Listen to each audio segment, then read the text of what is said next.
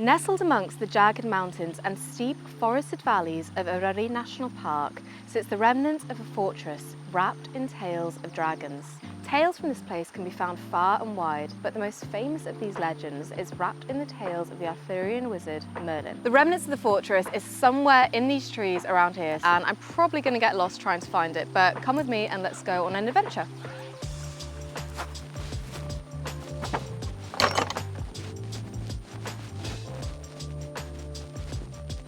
It sounds like there's some sort of male ritualistic sacrifice going on in the woods down there, which could lend itself to part of the legends about Dinas Emrys. So that hill behind me is allegedly Dinas Emrys, and this is a beautiful spot actually. You can see where someone's had a fire, and it's probably still where people come and celebrate and immerse themselves in tales of the landscape. Now, the legends of Dinas Emrys are known far and wide, but the most famous of the tales involves that of the Arthurian wizard Merlin. Sorry, I'm getting distracted by the shouting. Centuries ago, when the landscape around here was nothing more than earthen huts and magic ruled over its occupants, two dragons fought viciously in the skies above Eryri, a red dragon and a white dragon, locked in a constant battle. They were destroying most of the occupants. There's half-naked men down there. They might come and join us at some point. They can sit down by the fire and get immersed in the tale. A red dragon and a white dragon, locked in a constant battle, destroying everything in their path, and the occupants of Eryri lived in fear. And the king at the time decided to do something about it, as he wanted to help his subjects. He devised a plan with his brother to trap the two dragons deep underground using a pool of mead, a fermented alcoholic honey drink. The dragons were lured in by the sweet smell from the mead, and there they fell into a deep and dark slumber. When they woke, they found that they were stuck underground and couldn't escape, but continued to do battle every single evening, their rumblings heard far and wide. Years went by, then centuries. Kings passed their rule over the landscape, changing as swiftly as the seasons, and eventually the tales of the dragons were nothing more than a distant memory, an old wives' tale once told to local children. The new king at the time, Vortigern, decided that he wanted to build a castle atop of this hill. And so he got to work building up the walls, constructing them every single day, but every single night they would crumble, turning to nothing but ashes and rubble as he watched. Vortigern, distraught by this and just wanting his castle to be built, sought help from his wizards, who told him to sacrifice a fatherless boy. So he found someone, a young wizard named Merlin, who was allegedly born to a virgin mother. But instead of sacrificing him, Merlin told him of the dragons trapped deep underground. And so Vortigern, upon hearing this news, releases the two dragons, who came tumbling out of the cavern in a tangle of teeth, claws and scales, flying high into the sky until the red dragon eventually slayed the white dragon and peace descended once more over Wales.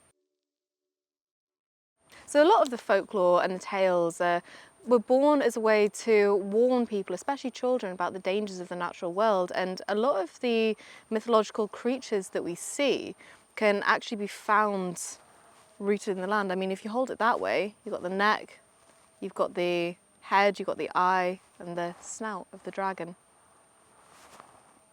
In a way, that's what I see anyway, but you might see differently. Maybe a seahorse, which actually are kind of little sea dragons when you think about it. The tale of Dinas Emrys has long thought to be a symbolism between the fight between the Welsh and the invading Anglo-Saxons, and even today the red dragon is used as the national symbol of Wales. But we're going to go and learn a little bit more about the history and the archaeology of the place and meet a historian and archaeologist on the path somewhere in the woods. So let's see if we can go and find him.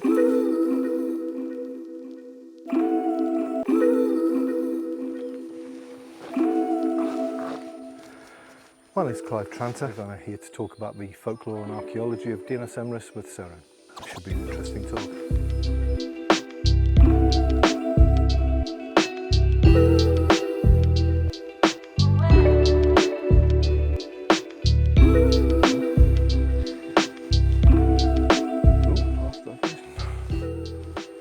Which way are we going? Okay. Right, where are we going?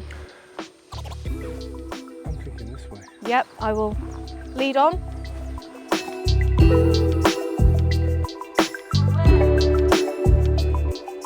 Well, it's definitely been rebuilt.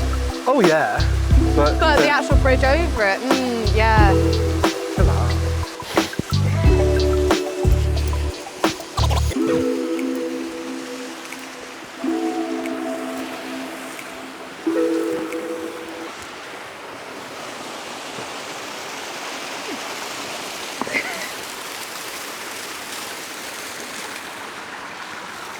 That's lovely.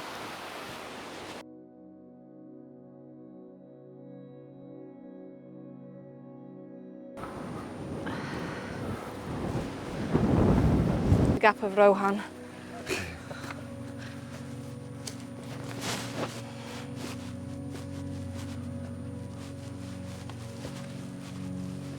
So, we found the remains of the 12th century keep.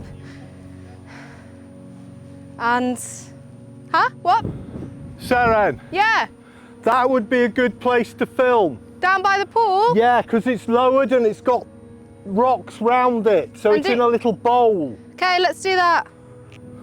Right, I'm gonna walk through here. Oh, there's some more ruins down there.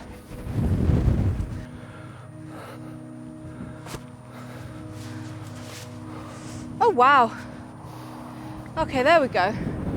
Someone's left an offering here. With daffodils, Cennin Pedars.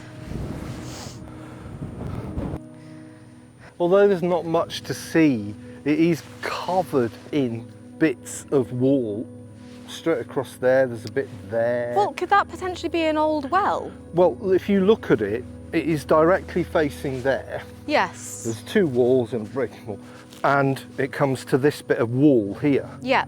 So I would definitely, if that's not possibly originally where a spring came out and fed the pool, I would think, yeah, it's definitely something, because they talk about the platform, and I would guess that's this. Especially with that behind it. It's like, Well, ooh. that's what I was thinking, and the fact it's so small as Yeah. well indicates an old spring or a well. Yes, it's not. In fact, it's ideal. You think of the well in the corner of the walls at, Where I live. no, above Conway, where Oh, Gav and yes. I went recently. Yes. It's exactly that kind of size. It is, But, isn't it? Yeah, but if you look, you've got a wall here, you've got a wall running across there, got the remnants of bits over there. It's amazing So- how a lot of archaeology is just lumps and bumps in the lumps ground. and bumps in the ground, and this is it.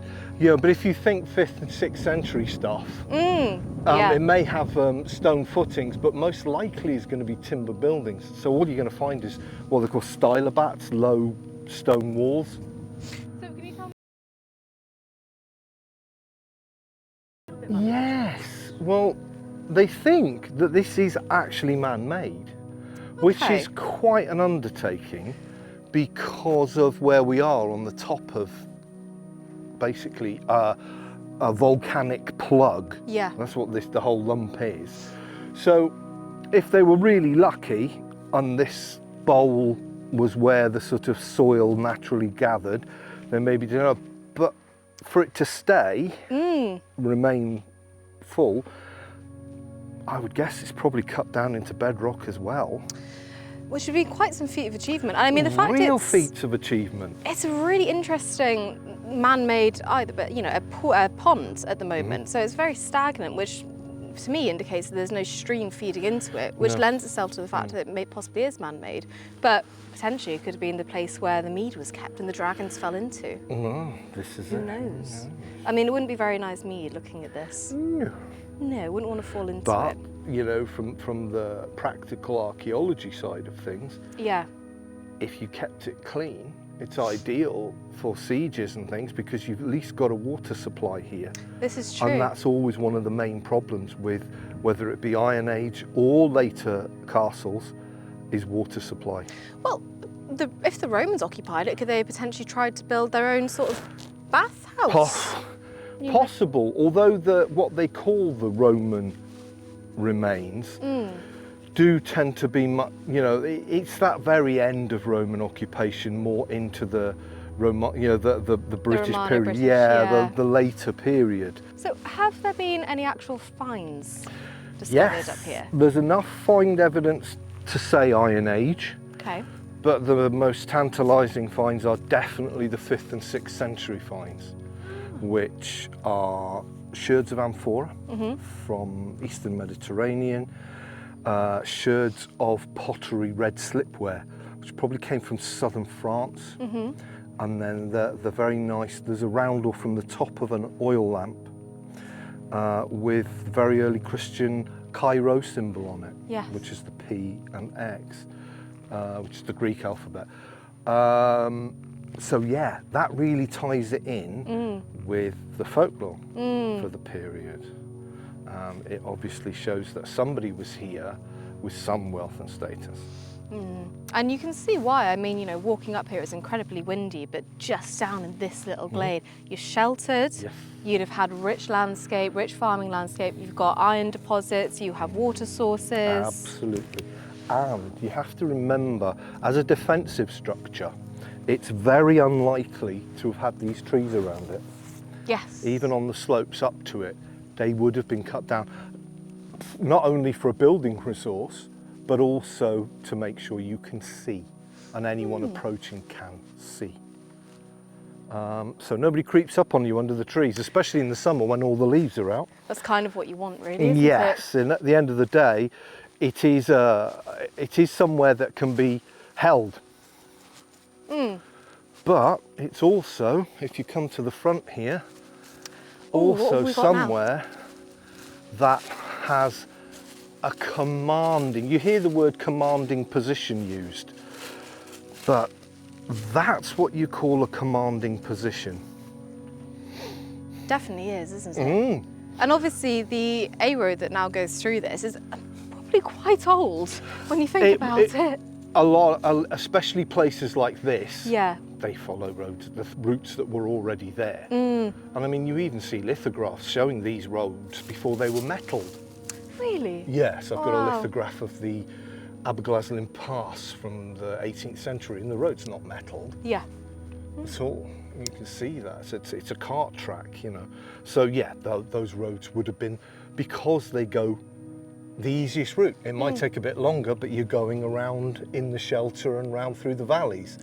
You only go over the tops when you need to. Well, yeah, again, going back to the whole thing, you don't want to exert unnecessary energy. Absolutely. And you want to get from A to B quite quickly and quite Yes, safely. yes. And there wouldn't have been that many roads No, back in the day. no. But the old drovers tracks are fascinating They to are. me. And as I say, you don't get much more of a commanding position than that. And it would be being seen as well. As somebody with status, you would want to be seen. Yes. I am here. Yeah. I am in this landscape. Well, that's the point of building it, really, wasn't Absolutely, it? especially someone like this. It's defensive, but it's also controlling and making a statement. It is stamping yourself on the landscape. Making your mark. Yes, absolutely. A very human thing. It is. You've got to grow your own food, trade for your own food, make your own weapons, make your own farming equipment, your own clothes, Yep. everything. Absolutely. I mean, there are places in the world, such as Romania, for example, where 98% of the population own their own homes. But they own their own homes because they don't have to work, because all they do is they farm and they make and they build things and they live how humans used to.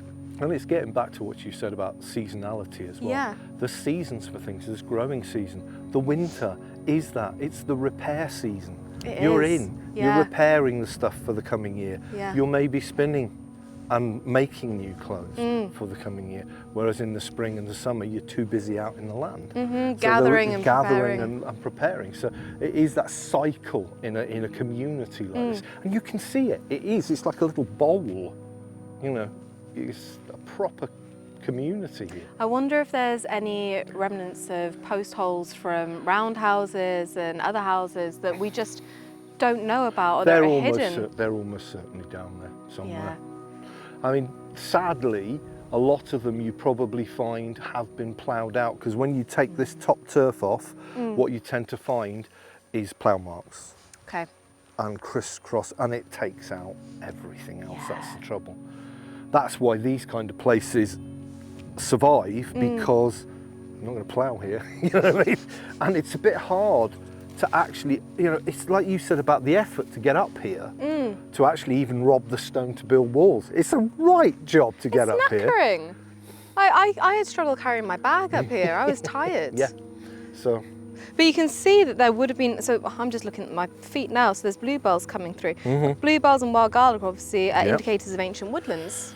So ancient Celtic rainforest once stood here being cleared somewhere down the line for this specific view. The view is absolutely amazing. It's really fun to be up here, but should we go and have a look at more of a bird's eye view and try and see it from a different angle? An overview? Yeah, that sounds like a plan. Quite nice. What do you think? Somewhere up there? That looks like a good idea.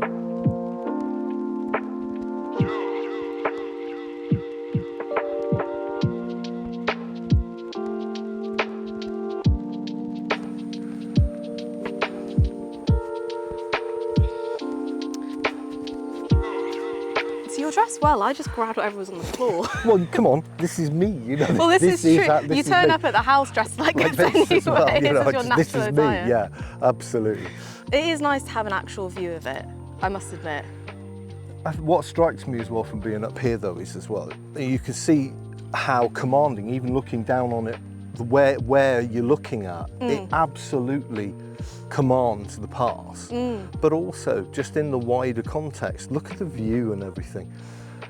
People, even back then, life was hard, but they did appreciate the beauty of things. Of course and they saw did. so much more than we do in the shapes and the colours and the beauty of nature. Yeah, definitely. So just sitting here and looking at it, you think, yeah, it is. Look at it. It's amazing. It is amazing. And do we know of any old farm? Well, I guess there are still farms here, but they're more sheep farms, animal farms. They are aren't now, absolutely. But obviously then, it was more of a necessity. You know what I mean? You had to have things locally. So it's like, yes, there would have been a lot more of the transhumant sheep farming and cattle farming, you know, Havoti, having the houses, summer houses up on the mountains where you would bring all the cattle in up to summer pastures while it was warm and nice. And then in the winter when the weather was getting harsh, you come back down to the lower pastures where it's easier to keep the cattle. And we forget, we take bread for granted. And yeah, they had great trade routes, but not for getting bread somewhere in 24 hours. So there would have been mills, you know, regularly around the place. Do we know of any remnants of any mills? Not that I know of off the top of my head. But again, I'd say probably if you looked on the map and looked at place names, you would probably find them. Yeah, there's clues in the place names, isn't there? Vellings, you know, here and there. Because we don't see it as that much of a thriving community at the moment. You have a few houses, it's quite sparse, you have, you know, some nice campsites. But back in the day, you know, if you cleared away all the different features and you had all the ancient farming communities and you had the fortress built on top of the hill, you would have seen just how much of a thriving, rich landscape it was. Yes, absolutely, yeah. And again, you know, you've got so many other resources here, which I don't know the history so much of, but Sigyn is a very good example. You can see the colour of the slag heaps there. Yeah. And that's the ferrous, that's the iron that's rusting in the slag heaps. So this whole area has good resources. It had lead, which was being mined in the Roman times. In this area, you've got iron, you've got a very rich deposit between Nantmore and Beddgelert of iron. Again, you know, most of the ploughs, even at this time, only really had a metal blade. So most of the rest of it was wood, but somebody is making those metal blades. Somebody's making the sickles. Somebody's making all those everyday implements. That's the thing. And we're not talking about swords and spears. We're talking about the everyday community things that people need for everyday living. And for survival as well. That's it. They needed the ploughs, they needed the shovels. Yes. And yeah, I mean, and being close to these actual resources, I guess, is incredibly beneficial because you don't want to go far. Again, going back to that whole seasonality approach, where you only eat things that are in season. So you don't want to exert any specific energy, especially during the winter or the autumn period when food was possibly scarce, just to go and collect bits of metal in order to farm. Absolutely. So yeah, the closer you are to resources, the better. Which I guess it makes sense of building somewhere such as Dinas Emrys next to a lake where there's probably fish, next to flowing water, so you've got fresh water, next to rich soil and landscape, and yeah, when you really think about it. And a commanding spot in the landscape, so it can see for a good distance, it can guard and control this passage. Because obviously it must have been occupied by the Celts, the Romans, and then later on in the Arthurian period. Well, as you say, you've got this element there from the 5th, 6th century, which is what's tantalising, because that's where the elements of the folklore and the archaeological evidence tie together. Yeah. Because you've got occupation at a site that folklore says was the place where Vortigern, hence the name, Dinas Emrys, lived. You've got occupation at the right time. You've got high status occupation at the right time. You've got Eastern Mediterranean, shores of Eastern Mediterranean amphora. You've got red slipware, which probably came from southern France. You've got a roundel from the top of a clay oil lamp, which... God, that's amazing. That is amazing. What an amazing find. And what is amazing, the roundel has stamped into it. They usually did have pictures, but this one's got the Chi-Rho symbol, which is the very early Christian symbol, which is the Greek alphabet, so Chi and Rho, which is C and R from Christ. Yeah, okay. So it looks like a P with a cross through the leg of the P. So it's the Chi-Rho symbol. So it's showing that whoever was there was very high status, was Christian, or most likely to be Christian. And it's at the right time.